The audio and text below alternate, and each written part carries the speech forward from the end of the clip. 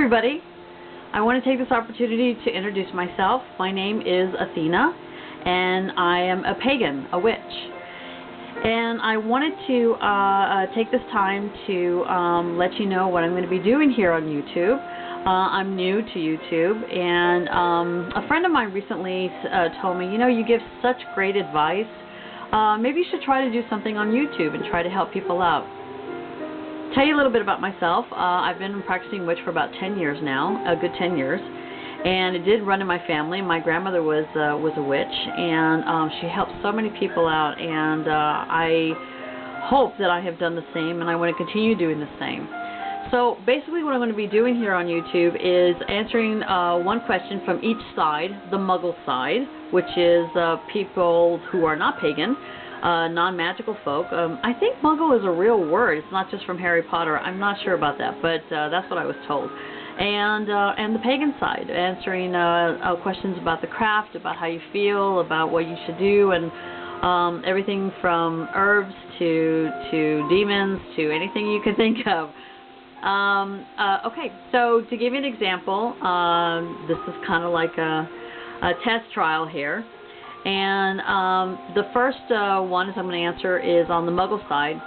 Recently I went to a friend of mine's house, and her roommate was very, very upset because she recently found out that her boyfriend had cheated on her. And she asked my opinion of whether or not she should take him back. Well, there's a saying out there that says, once a cheater, always a cheater.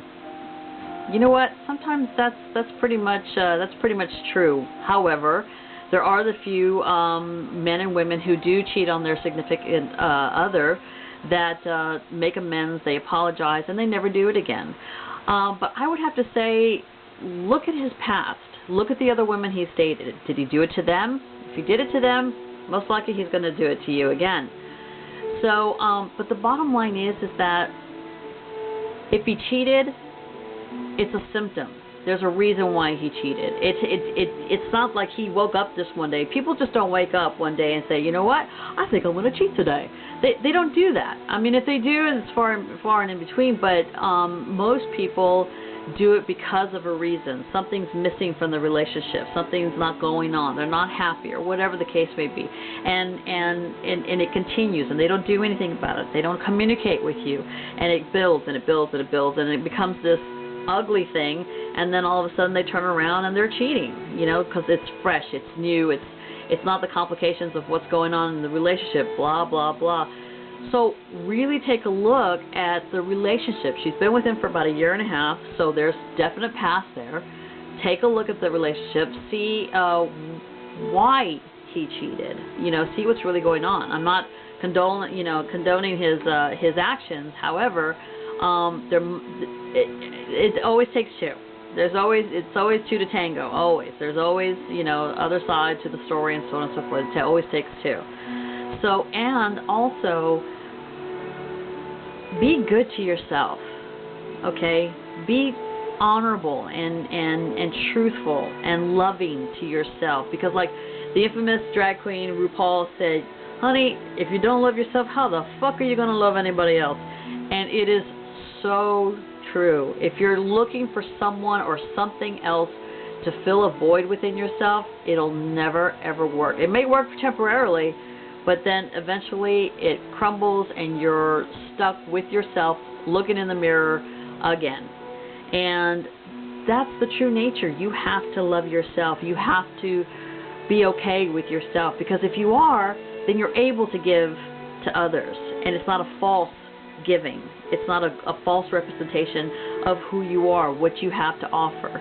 So really take a look at the relationship, really take a look at yourself, look at the past, and especially look at yourself, and see what's going on. Okay? So I hope that helps her out. Pagan side. I was recently asked what I thought about the witch's triangle and the point of know when to be silent. And it's really funny that I was asked this question, because I was just recently in a little debate with another pagan friend of mine, and I was challenging her on the time and the situation that she chose to be silent when we knew the place was safe to be out of who she really was, which is a witch. So, but then all of a sudden, 2 days ago, I get asked myself. So, what goes around comes around. So, this is my thing. Also, she was asking me in regards to 2012. I don't know if you guys watched that TV show Heroes, and on NBC right now. It's chaos going on. The government's trying to gather up all these mutants, all the heroes going, and there's been rumor that when 2012 comes, that all these different things are going to be happening, from peace to war to all these things.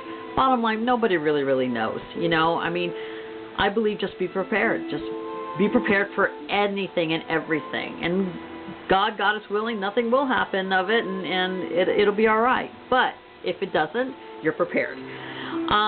So anyways, so she wanted to get my opinion on know when to be silent and not be silent if this did occur. If our government started gathering pagans, witches who are very gifted for their benefit, you know, would I out myself as a witch?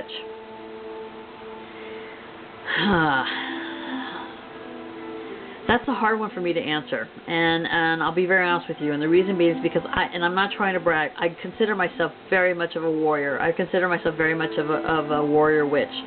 I don't have a problem telling people, you know, what I think or anything like that. I don't have a problem with confrontation. I don't have a problem standing up to what is right.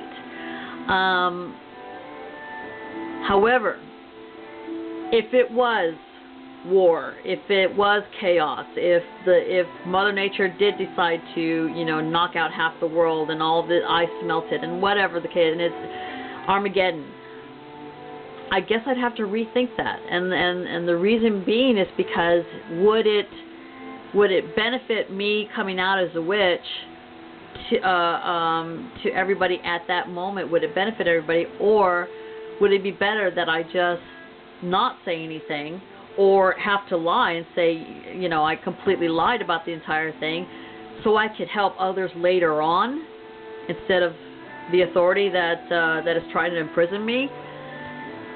You know, I don't know. I'm not in that situation, and I'm trying to answer the question as best I can, but I have to say I believe that I would do what is best for that situation and for myself and for others.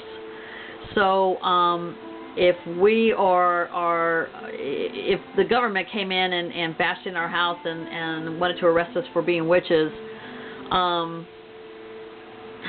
well, I don't know. They pretty much probably would have me dead on, because I mean, my house, there's witch stuff everywhere. But you know, I don't know. I'd have to really think about that one. But I think I would really do what is best at that time in that situation. So I hope I answered that. That's a toughie. That's a really toughie. It's definitely one of those things that you have to really know where you are, what is the situation, and be in that situation. So this is fun. I hope I can help. You know, if you've got any questions that you'd love for me to help you out with, I'd love to help you out. You know, I'm a good person. I love helping people out.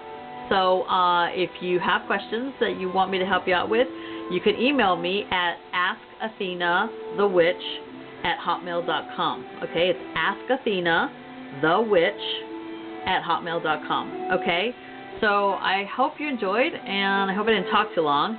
So blessed be. Take care, and we'll talk to you soon. Bye.